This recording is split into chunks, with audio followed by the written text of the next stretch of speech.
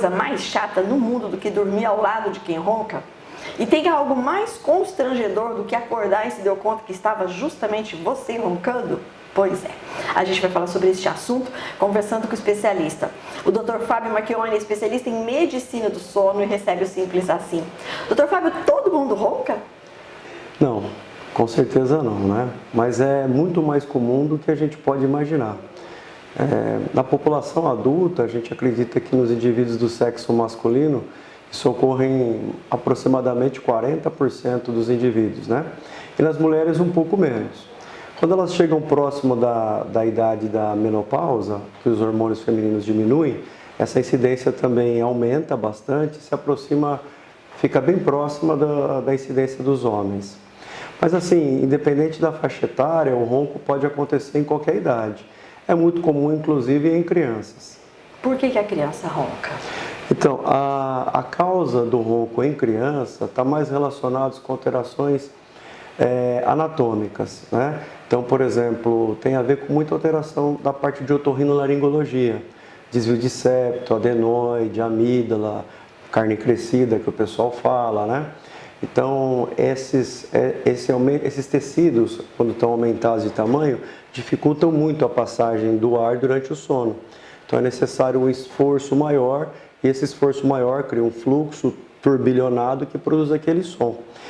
Essa causa que acontece na criança é diferente das causas que acontecem nos adultos. E o tratamento também é diferente. Então vamos continuar aqui na criança. A criança que os pais percebem que dorme de boca aberta. Isso é um indício de que precisa tratar essa questão respiratória para evitar também futuramente o ronco? Sem dúvida, né? Então assim, aquele perfil que a gente chama de a criança que é o respirador bucal, que é normalmente aquela criança que tem uma olheira bem profunda, que tem esse sulco entre o nariz e a boca bem delimitado, o céu da boca bem profundo, a mordida cruzada, aquela criança que está sempre assim, quando você observa ela no dia a dia, sempre com a boquinha aberta, né? Essa criança tem todas as características que sugerem essa dificuldade de respirar normalmente pelo nariz.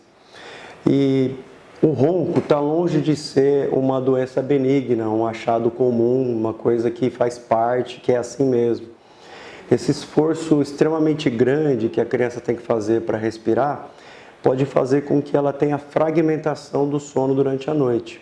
Ela deixa de ter um sono de qualidade. Com isso, ela descansa menos e durante o dia ela paga um preço por conta disso. Então, são crianças que têm dificuldade de aprendizado, de crescimento, de desenvolvimento, parte intelectual, parte cognitiva, memória, relacionamento. Então, essas crianças têm muita dificuldade na idade escolar. Nestes casos, doutor, qual que é o procedimento ou o tratamento? Isso tem cura ainda na infância? Não, isso tem cura total, né? Eu tenho um caso na minha família, o meu filho menor, aos 3 anos a gente identificou essa dificuldade dele, percebi a dificuldade e a sonolência que ele tinha durante o dia, um comportamento diferente, né, do que a gente imaginava comparado com a irmã, que é a mais velha.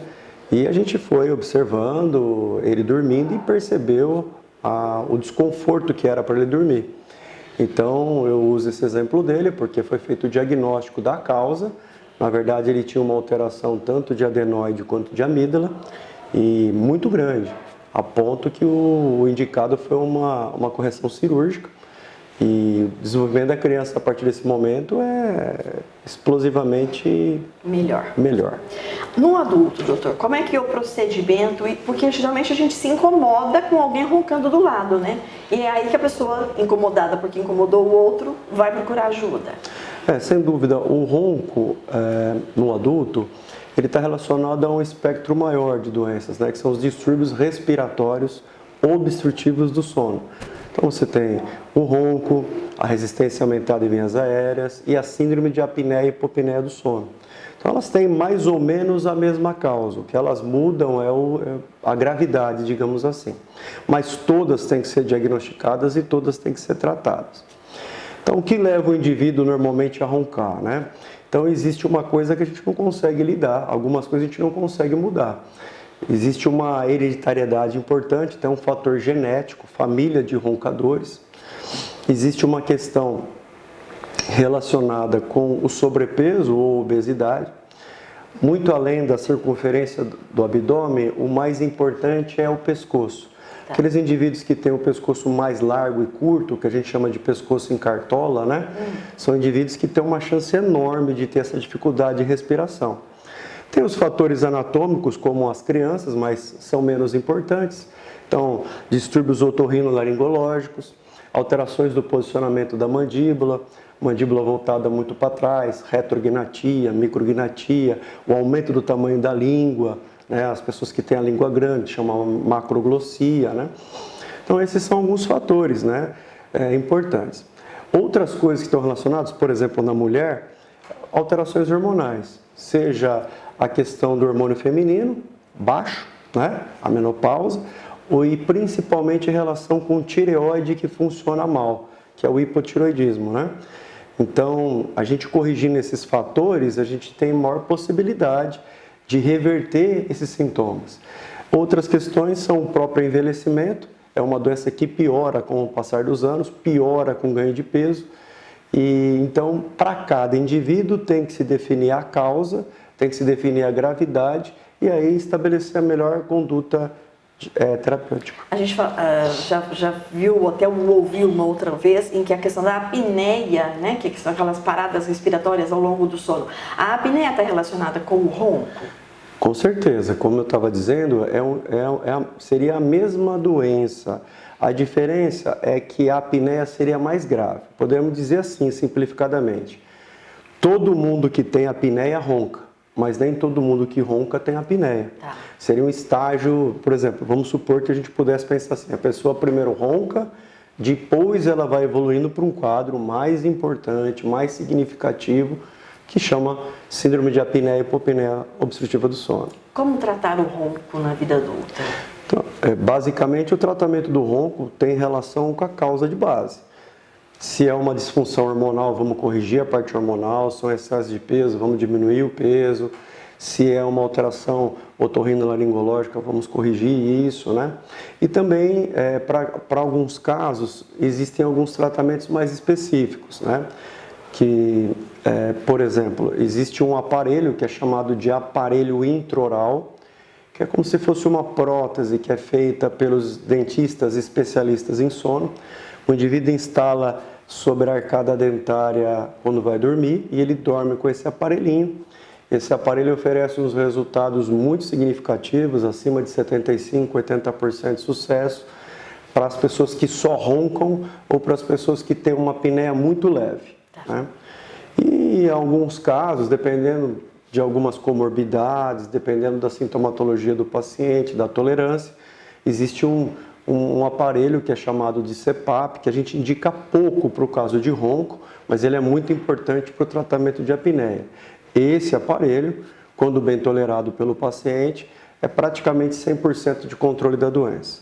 Doutor Fábio, só para a gente encerrar, que o tempo já acabou, mas em que peso tem, qual peso tem aquilo que a gente come, a medicação que a gente toma? Porque eu sei que aqueles medicamentos que relaxam uma musculatura contribuem para a gente roncar, não é verdade? Sem dúvida, é uma pergunta extremamente importante, né?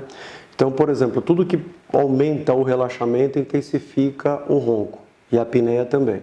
Então, é muito comum a pessoa falar assim, doutor, eu não ronco, mas quando eu estou cansado, né? Doutor, eu não ronco, mas quando eu tomo uma cervejinha, então bebida alcoólica, cansaço excessivo, os relaxantes musculares, então eu estou com uma dor nas costas, o médico passou tal remédio, percebi que estou roncando mais. E o mais comum no nosso dia a dia são os chamados remédios para dormir, né? Daquela classe dos tarja preta, dos remédios controlados. Esses remédios, eles não são, no frigir dos ovos, realmente remédios para dormir. Eles são, no máximo, uns sedativos e são relaxantes musculares muito potentes. Então, eles aumentam o relaxamento e a pessoa que tem tendência a roncar, quando exposta a uma medicação desse tipo, ela piora muito. E tem mais uma perguntinha. De que jeito que a gente dorme para não roncar? Existe... Do lado, de frente? Quando a gente fala de tratamento de ronco, além de todas essas medidas que a gente conversou, existe também o que a gente chama de medidas gerais, né? Evitar comer copiosamente antes de dormir, evitar bebida alcoólica, evitar essas medicações relaxantes musculares. Existem algumas outras medidas que podem ajudar e com certeza contribuem. A principal delas é evitar dormir de barriga para cima ou de barriga para baixo. Aprender a dormir de lado, né? com um travesseiro que ocupe essa distância entre a coluna e o ombro para não ficar desconfortável. Eu sempre recomendo colocar uma almofada nas costas, alguma coisa assim, porque quando ele se vira, ele cai em cima, vira para o outro lado, né? Barriga para cima é a pior posição. Outra questão interessante é se a gente conseguir inclinar um pouquinho a cama, colocar um calço de 10 a 15 centímetros na cabeceira da cama, né, no pé. A cama vai ficar discretamente inclinada, isso vai trazer um benefício também. Mas eu sempre acho adequado cada caso ser estudado, porque tem causas que são reversíveis. Doutor Fábio, muito obrigada mais uma vez. Eu que agradeço. Muito obrigado pela oportunidade.